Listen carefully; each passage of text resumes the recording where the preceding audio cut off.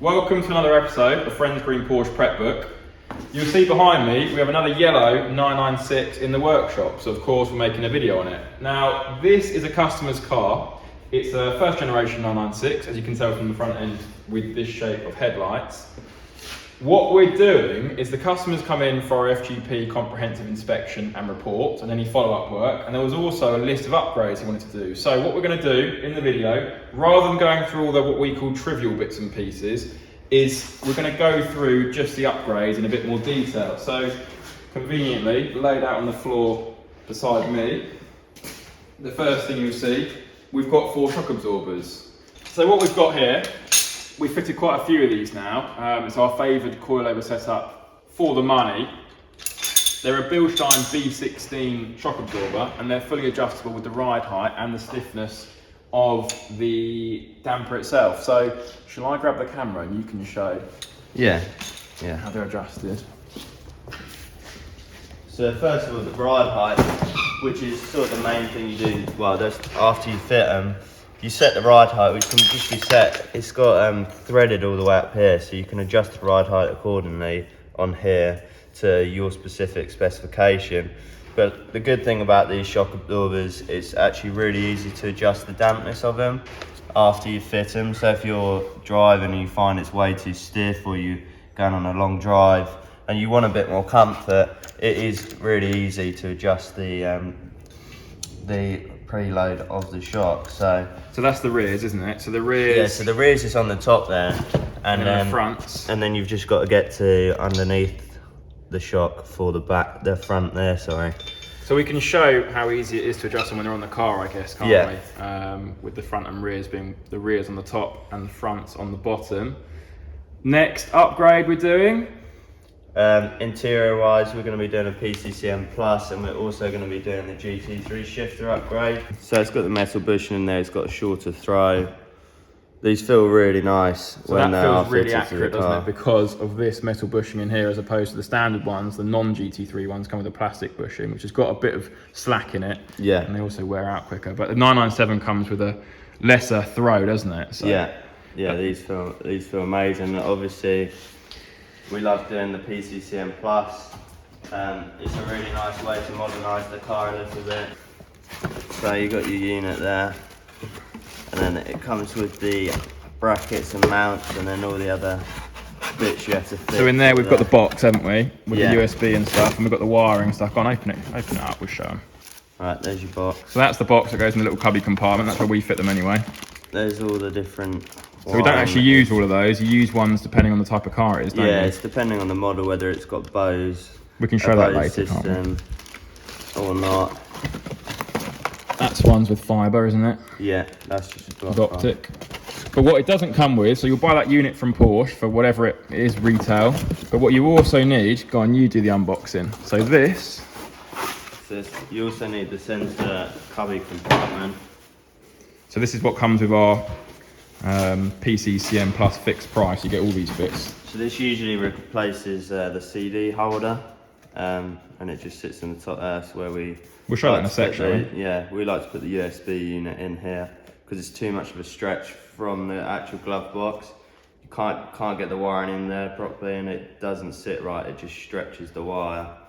Unfortunately, they didn't make it with a long enough wire to actually reach it properly, but maybe in the future they will. Quite like it in that location actually, because it's easily accessible, isn't it? Rather than the glove box, you have to reach all the way over the side of the car. We'll show it in the car in a sec, shall we, and show how that sits.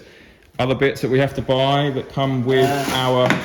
You have to get a new climate surround, and also if you've got pretty much for all of them, you have to get the double din fascia for it. We're not going to need that with this car, because this car's got double din already, hasn't it? No, but you might still need to. It depends how the groove sits down the side. Okay, so we won't know until you remove it. The bracket doesn't always sit up against them properly. So you have to buy all these bits and pieces. So if you're thinking of doing it yourself, absolutely fine. Just make sure you get all these bits and pieces and the sat-nav thing. Yeah. So that PCCM unit, although it costs £1,300 plus VAT from Porsche, whatever it is, doesn't come with the satellite navigation software. That's another 90 something pounds on a little SD card. So you'll need that if you want to use the sat-nav. So just to recap, you've got the unit, you've got the additional cubby compartment piece there, you've got the double din bracket, you've got an alternate climate control screen surround, because the location of the climate control unit changes. We put it in different locations, so you need that to fit, and you need the SD card. The last thing sat in waiting there is an IMS bearing. So he wanted to do that. We do that as a standard course of practice. We do what we call an FGP IMS bearing package, and it comes with... So you get obviously you get the new IMS bearing. You get a new cover for the IMS bearing, which actually comes now with an upgraded seal, as they seem to have a few issues. The older style of the seal that is actually on the original IMS bearings, they seem to always suffer for leaking. It's very often that when we go and find a leak from the rear main seal area, it's not just the rear main seal, it's the IMS seal leaking as well. So they've got a new upgraded one there.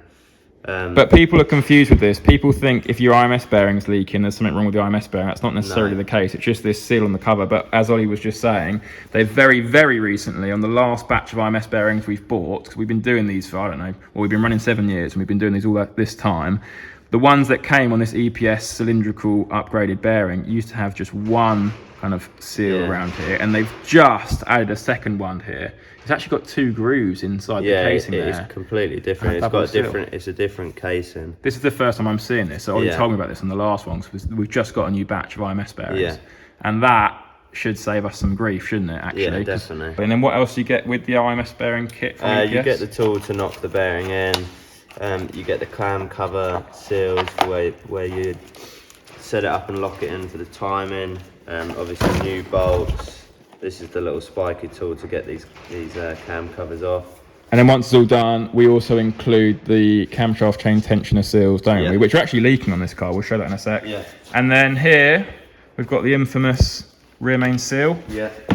And we've got a 3-piece clutch kit. So that's what comes with our IMS bearing package. Oh, it also includes the oil and the oil filter. That's it. That's the upgrades we're going to show on this car, isn't it? Yeah. Day 2 of the yellow 996 Carrera 2. Ollie, you get much done yesterday? Yeah, got a lot done. PCCM's in, EP35. So most of the work, we'll have to drop it down and show inside. So we've got those interior modifications done, the shifter and the PCCM. And then on the floor are some suspension components. So we have the old shock absorbers in the front here. Now, this customer had actually already asked, before we'd even seen the car and done the inspection, for the B16 Bilstein coilovers to be fitted. So ordinarily, we change them to these coilovers or just another set of new ones when we've done the inspection and found them to be worn out. However, these didn't actually have any play in them, did they? No, they seem to be alright. I mean, looking on the face of it from here, yeah, they look worse for wear, but mechanically, there was nothing actually wrong with them, was there? So they do start to eat into the metal here, if I can get this to focus. The bodies but down these here are quite corroded. were okay, like they weren't eating in there, and there was no movement in the bottom of the strut, but the bodies are quite corroded. They're always corroded on the front there, aren't they? It's just very vulnerable for where they're situated in the car there, getting covered in dirt and grime off English roads. Now, front top mounts, you use standard ones on the Bilsteins. Of course, you can get upgraded ones as well, but they don't come with a particular top mount that you have to fit with them. So here are the old ones. Now, a question I've seen in the comments before in our videos is we're always changing these front top mounts, but we never change the rear ones. If you have a look, it's these bushes that start to delaminate. Look at that one there. So you can see that delaminating there, and then they'll start to squeak when you go over bumps. And when you turn the steering wheel, as that rubber starts to move on that metal insert there. But the reason for that is obviously the front top mounts are rotating. It's doing the steering as well as the vertical movement on the suspension, whereas the rears aren't. So the rears are actually okay. If you look at the bushes here, they're fine. So they'll be going back on. Anything else to note? So we're changing the drop links with them. What happens with the drop links, Ollie? Well, they always get seized in the hub here. And they pretty much just get welded in there, and you have to cut the end. This is the end of the old drop link, and you have to cut the drop link off. And there's a 17mm nut on the end there, and you just have to wind it out, and they get really badly seized in there. We've got a pair of drop links there, ready to go in. Yeah. Let's have a look at the hole. There we go. Right. Whack that back in, or shall we show we'll show the interior parts after this is all back together, shall we? Yeah.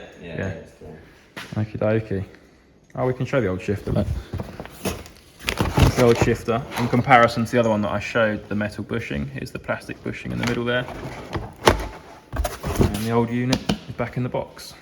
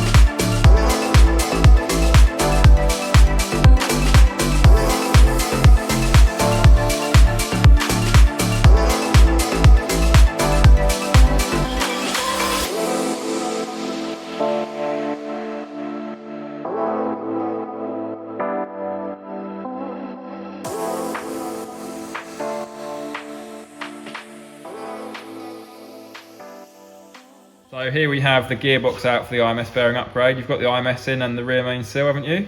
Yeah. We'll have a little gander. There's the EPS cylindrical bearing cover.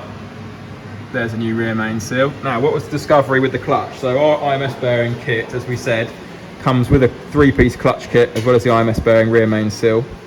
But upon removal, It looks like the clutch is very, very new. and the flywheel too. Yeah, and it's got a new flywheel, so. How many miles do you reckon that's been? What do we reckon? Less than 10,000, 5,000? Yeah, definitely.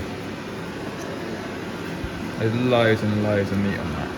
So what we're going to do, we're going to put this back in now because there's no reason to replace that, and then we'll just reduce the customer's cost of the IMS bearing kit accordingly. So that will go back in. What else are we doing while this is out? I mean, I know this video isn't about it, but we may as well touch upon it briefly. You can see a wiggly brake pipe over there and another one down here. Do you want to show the bit of corrosion that you were just... But they suffer really bad. I showed it to some cars. On the little bracket? They suffer badly in this clip here. Water just congregates in the actual bracket, doesn't it, and rots it. Because it does it on this. Well, we've done this one too. May as well show this one. So this is the front to rear pipe that runs along here and then up into that arch. And these also go on the little brackets, basically, don't they? So when you pull them out the brackets, sometimes they look okay along these parts, and then these particular parts, they'll be really heavily corroded. You'll pull them out, and sometimes they'll just burst, won't they? Yeah, exactly. So this one was just more or less on the point of bursting. So while we got the box out, it makes sense just to do one now. Bit awkward, aren't they? Yeah, they're really awkward. Gearbox has got to come out, and then they're still a bit awkward. Because they run behind all of these pipes, the coolant pipes and live wire. They also go behind the aircon pipes. They literally sit very tightly against the body. So yeah, they do require a bit of manipulation and a bit of struggle. We might get a bit of film of you swearing in a sec. Putting it in, I reckon. Yeah, look, you can see from the shape of that. That's going to be awkward to put in. Okay. Is that all the most recent news? Yeah. Yeah? Alright, lovely. Take care now, bye bye then.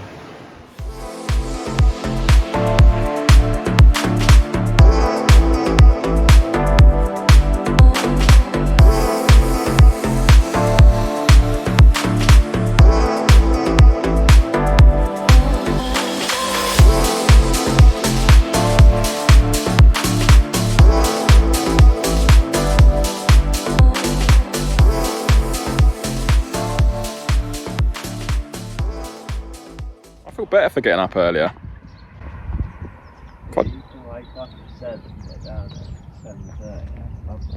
No, my alarm went off at 6:30 this morning. Straight in the shower, down here, get the cars out ready for you. Very nice. Sorry? It's been very nice coming down here, not having cars to get out. What are you doing? Can I just sort of start the film?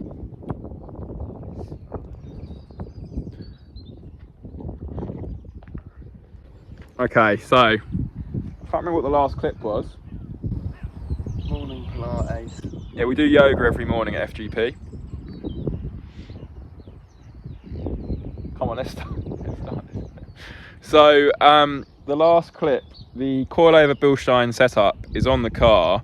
Ollie's set it up with a preliminary setup. It's been taken for a drive to let it to kind of settle, and now we've got it out on a flat piece of paving, and we're just kind of assessing the state of play, aren't we? Yeah. So I'll spin the camera around and we'll give our verdict.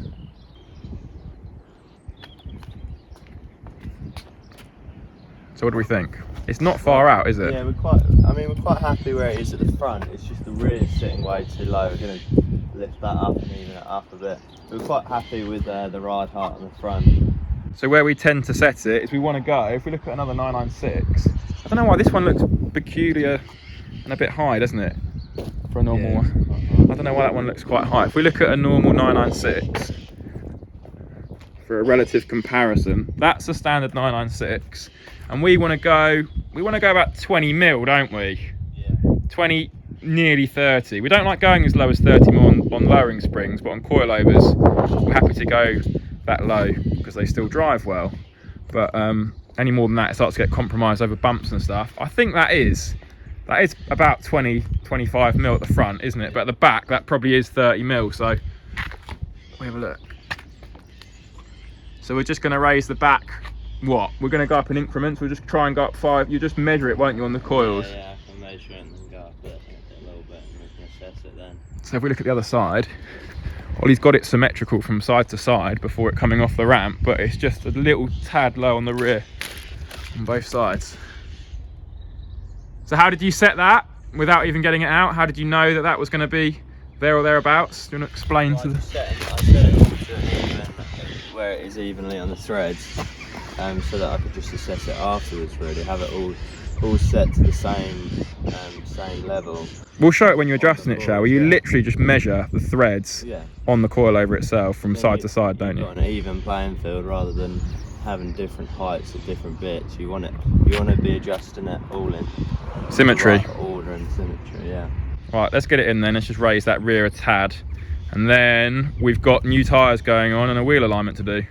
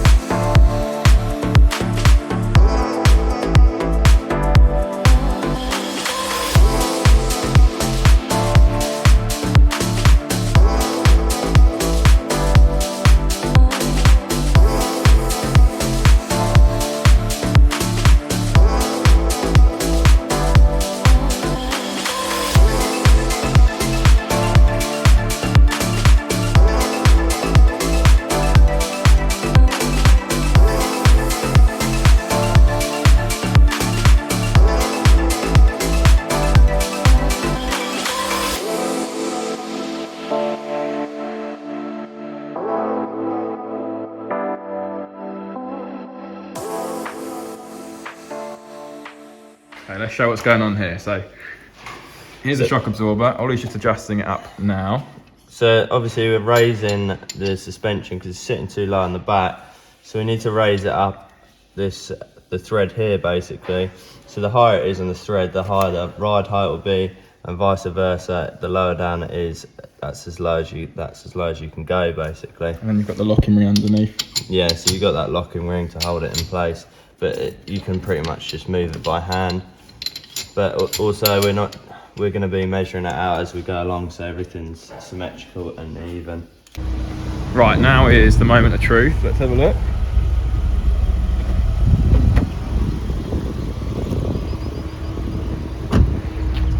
Reckon you nailed it in one? Yeah, I reckon it's bang on. Oh, it is bang on, isn't it? The camera's not bang on, it's tilted. Good. Hang on, let me tilt this camera. That is bang on, Ollie. Yeah, it is bang on. Have a look at the other side. Is there a dog over there?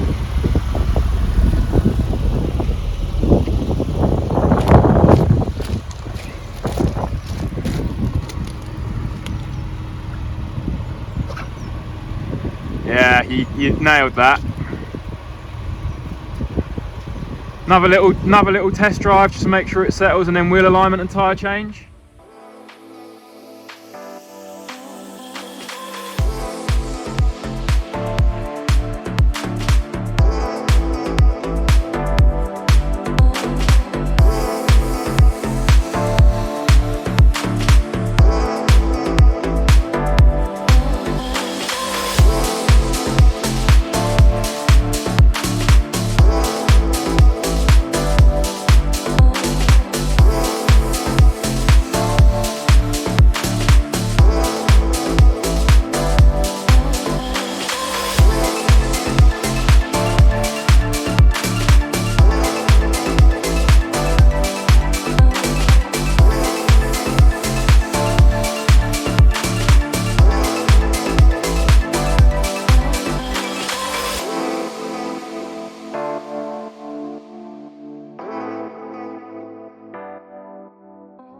Good morning, everybody.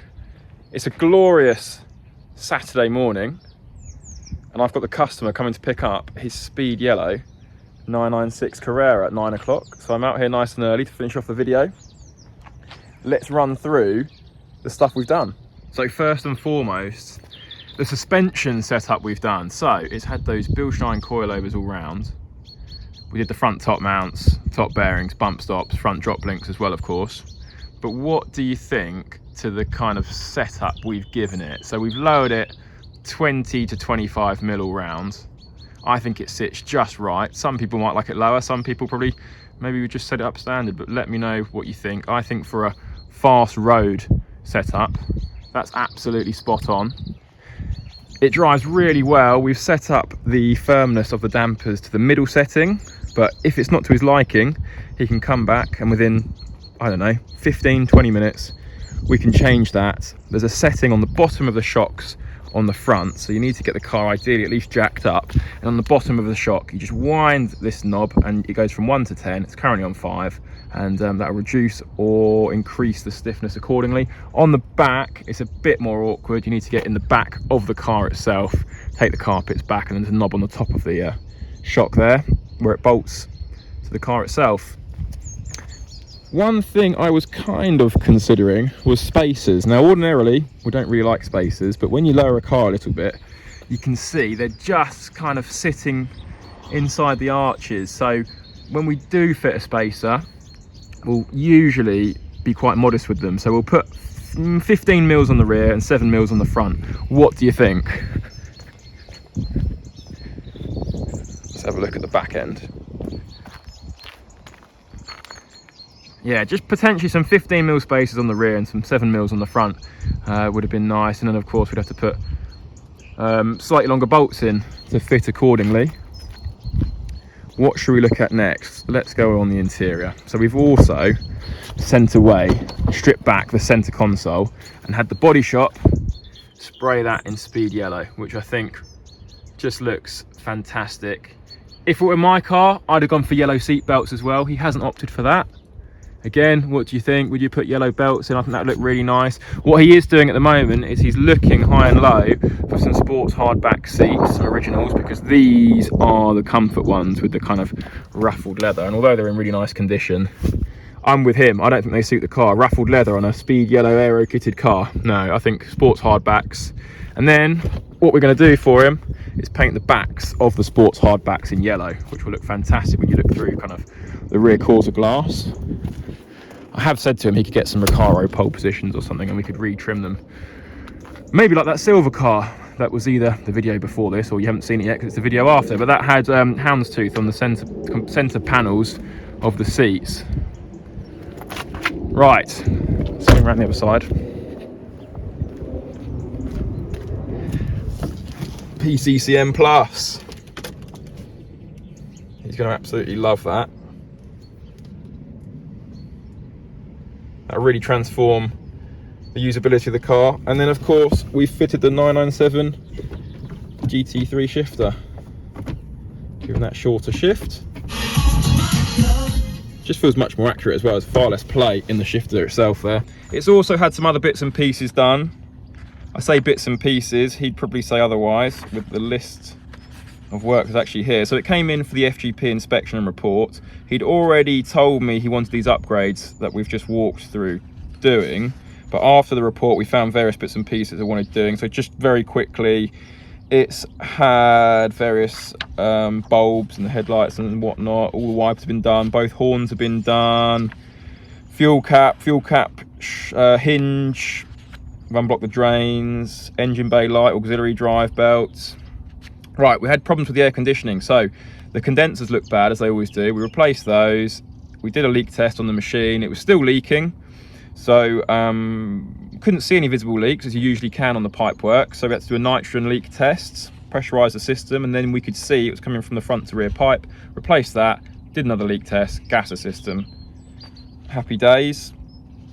Numerous under tray fixings, power steering pipe Jubilee clip on the split ferrule, spark plug tubes, coil pack heat shields, a resistor to one of the radiator cooling fans which wasn't working, and of course we did the IMS bearing package, didn't we, with a new, in fact no, we didn't have to do a new clutch because the clutch looked brand new, if you remember from earlier on, and we did a rear main seal and an oil and filter change.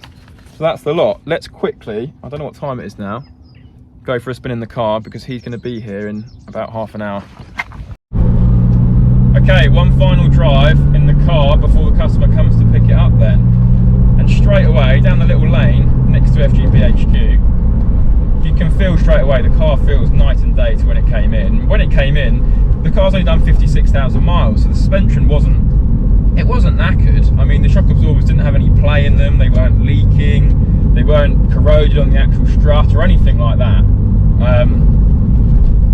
But you know, they were 56,000 miles old and they were 20 years old. So putting these improved Bilstein coilovers on, the car just feels really tight and responsive. I say those words so many times, but that is how it feels. And I think this setup, for me anyway, is spot on. Like I say, I'm driving down a country lane at the moment, which isn't a smooth racetrack, and it's fine. It's not here we go, it's a big drain cover. Another one. It's handling them absolutely fine. So I think we've got the setup spot on. You could potentially go a little bit firmer on it, but you might start to get annoyed with it over speed bumps and potholes and whatnot. You could go softer, but then you'd lose that kind of sporty edge. So I think we've got this spot on. Other bits on the car, the shifter feels great. They always feel fantastic. They're really popular. We're fitting no end of those to customer cars. And the PCCM, again, same thing with the shifter. We're fitting so many of those to customer cars at the moment. You're going to start to see a lot of those on the market with PCCM pluses installed, I think, because I'd go as far as saying we're fitting one in every 4 cars we sell now. Those people are having that upgrade made when they buy the car. So yeah, they're getting more popular.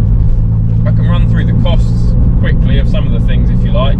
So I've got the sheet here. So for the suspension, it was the 4 shock absorbers, the whole coilover setup that is, new top mounts, top bearings and bump stops on the front, and new drop links on the front. And we charged all in labour and parts £2,764.90, plus there was a wheel alignment which was another £100.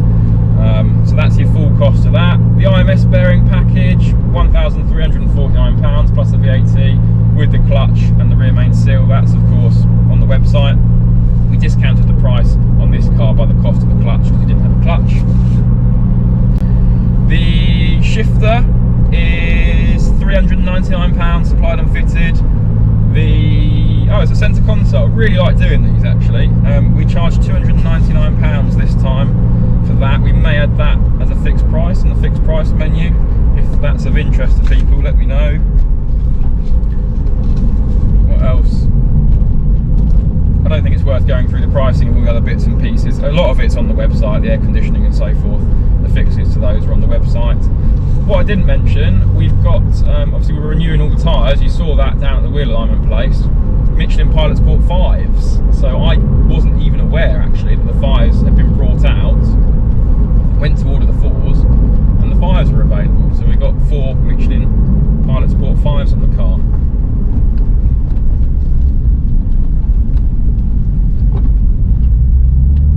Give it a little blast here. Got a van I have to go past.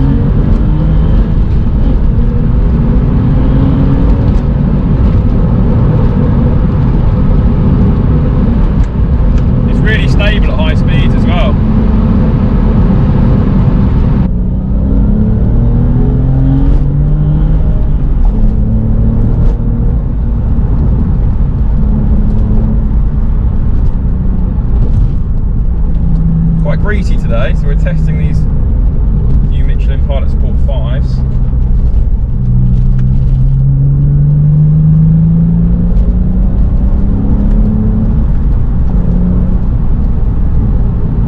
So it's a bumpy old lane this, and the car feels good even at speed over these bumps. Those shocks are doing their job.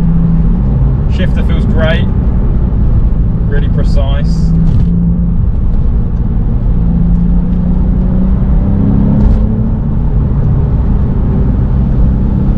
I think he's going to like this. So he's coming from, he used to have a GT3, he was telling me, so you know, hopefully it will feel somewhere in between a normal Carrera and a GT3. It's not as stiff and as uncompromising as a GT3. Like I say, it feels fine over these bumps actually.